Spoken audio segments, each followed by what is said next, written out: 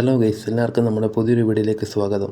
ഇന്നത്തെ വീഡിയോയിൽ നമ്മൾ പറയാൻ പോകുന്നത് ലവ് ബേഡ്സിൻ്റെ മുട്ടകൾ എന്തുകൊണ്ട് കലത്തിൽ നിന്ന് താഴെ വീണ് പൊട്ടുന്നു, അല്ലെങ്കിൽ മുട്ടകൾ താഴെ വീണ് പൊട്ടാനുള്ള കാരണങ്ങൾ എന്തൊക്കെയാണെന്നാണ് നമ്മൾ ഇന്നത്തെ വീഡിയോയിൽ ഡിസ്കസ് ചെയ്യുന്നത്.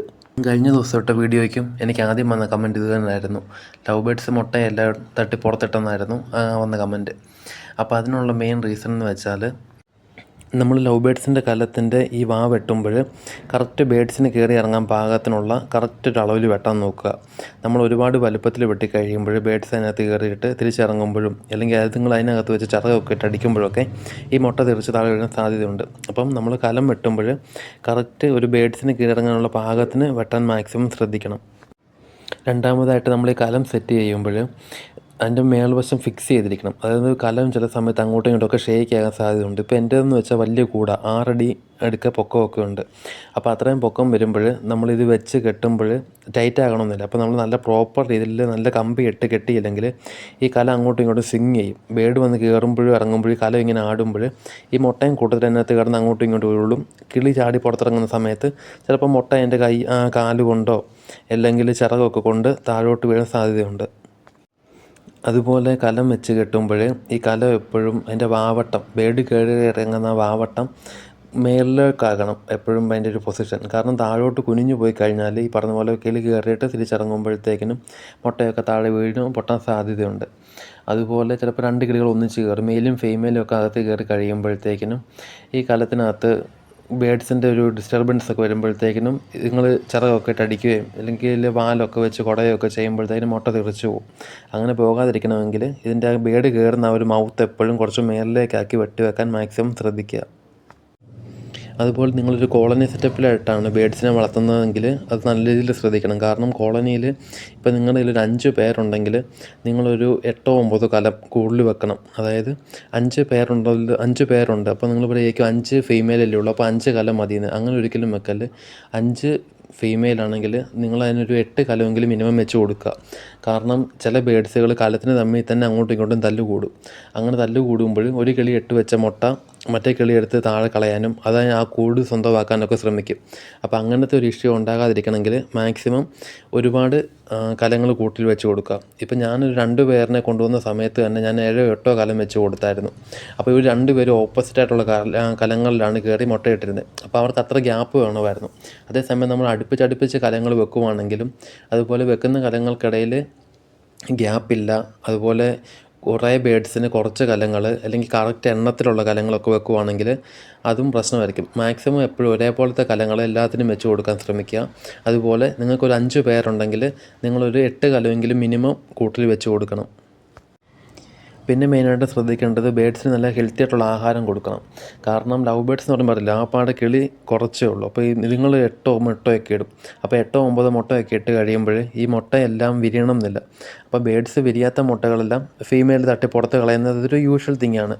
അപ്പം നമ്മൾ ബേഡ്സ് ഇടുന്ന മുട്ട മൊത്തം വിരിഞ്ഞ് കിട്ടണം എന്നുണ്ടെങ്കിൽ നമ്മൾ ബേഡ്സിന് നല്ല പ്രോട്ടീനുള്ള ആഹാരങ്ങൾ കൊടുക്കണം. ഇപ്പോൾ ബീട്രൂട്ട്, അങ്ങനെ നല്ല വെജിറ്റബിൾസ് കൊടുക്കുക. പിന്നെ ഈ കൊടങ്ങൽ എന്ന് പറയുന്നൊരു ചെടിയുണ്ട്, കൊടങ്ങലിൻ്റെ ഇല കൊടുക്കുക. അങ്ങനത്തെ ഇലയൊക്കെ കൊടുക്കുകയാണെങ്കിൽ പനിക്കൂർക്ക. അപ്പം ബേഡ്സിന് കുറച്ച് നല്ല ഹെൽത്തി ആയിട്ടുള്ള ഒരു ആരോഗ്യം കിട്ടും. അപ്പോൾ ബേഡ് അതനുസരിച്ചിരുന്ന് അടയിരിക്കും. അതുപോലെ റസ്ക്കൊക്കെ കുതിർത്ത് കൊടുക്കുക. റസ്ക്, ബ്രെഡൊക്കെ ഉപ്പില്ലാത്തത് കുതിർത്ത് കൊടുക്കുകയാണെങ്കിൽ പെട്ടെന്ന് ഫീമെയിലിൻ്റെ വയറ് നിറയും. അപ്പോൾ അത് കൂടുതൽ സമയം അടയിരിക്കും. അപ്പോൾ നമുക്ക് മാക്സിമം മുട്ട വിരിഞ്ഞ് കിട്ടും.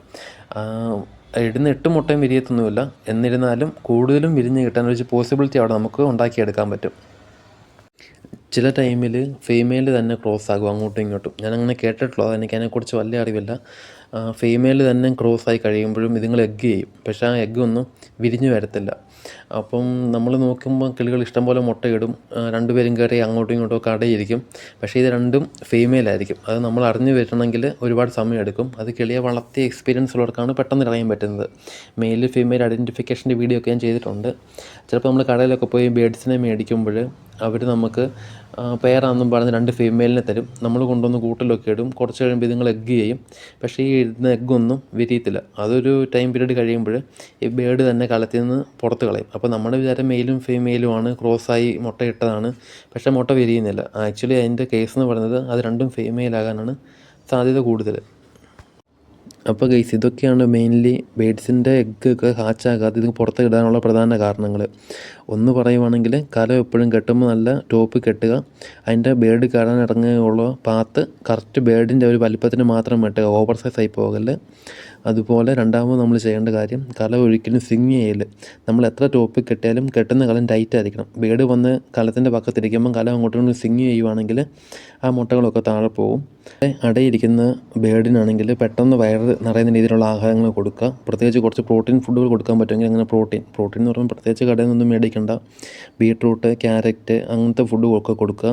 അതിനോട് റസ്കൊക്കെ ഉണ്ടെങ്കിൽ കുതിർത്തിട്ട് ഇങ്ങനെ പിഴിഞ്ഞു കൊടുക്കുക. ഇതൊക്കെ ആകുമ്പോൾ പെട്ടെന്ന് വയറ് നിറയും, ബേഡ് കൂടുതൽ സമയം അടയിരിക്കും. അപ്പോൾ നമുക്ക് മാക്സിമം എഗ്ഗൊക്കെ ഹാച്ച് ചെയ്ത് കിട്ടും. പിന്നെ മെയിൽ ഫീമെയിൽ ഐഡൻറ്റിഫിക്കേഷൻ മസ്റ്റായിട്ട് ചെയ്യണം. 2 ഫീമെയിലിനെ കൊണ്ടുവന്നിട്ടാലും ഇത് മുട്ടയിടും, പക്ഷേ ഒന്നും എരിയത്തില്ല. അപ്പോൾ അത് എപ്പോഴും ശ്രദ്ധിക്കണം.